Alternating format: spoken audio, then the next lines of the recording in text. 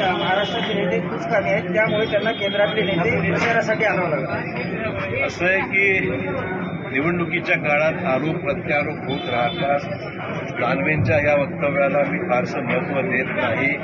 आगामी काळातल्या निवडणुकीचे निकालच सांगणार आहेत की जनतेचा कौल हा महायुतीच्या बाजूने म्हणजे भाजप, राष्ट्रवादी आणि शिवसेना यांच्या बाजूने राहणार आहे। आता मला हे सांगा, त्यांच्या सभा ज्या इंडियाच्या होतात किंवा अन्य होतात त्यांना गरज का भासते? या आरोपात काही तथ्य नाहीये। सगळ्याच नेत्यांना राज्यभर देशभर फिरावं लागतं। निवडणुकीचा प्रचाराचा भाग आहे, त्यात काही नेत्याला आणणं पाचारण करणं काही चुकीचं नाही।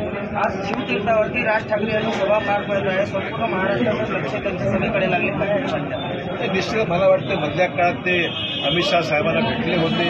त्यांच्या भेटीनंतर मला अपेक्षा आहे की त्यांचं समर्थन बहुधा भाजप आणि मित्र पक्षांच्याकडून राहील अशा प्रकारच्या अपेक्षा मला त्यांना अर्थ राज्यातील निवडणुका ह्या मोदी विरुद्ध ठाकरे असं आहे असं संजय राऊत म्हणतात आहे तसं? देशातली निवडणूक मोदींविरुद्ध कोणीच नाही, अशाच प्रकारची निवडणूक आहे। विरोधी पक्ष हतबल आहे, नेतृत्वाचा अभाव आहे।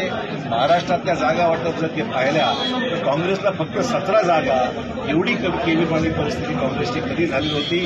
पारंपरिक सांगलीची जागा, पारंपरिक भिवंडीची जागा, या सगळ्या जागा चांगल्या जागा सोडून देण्यात आल्या आहेत। काँग्रेसचे ओरवड फक्त 17 जागेवर होते आहे।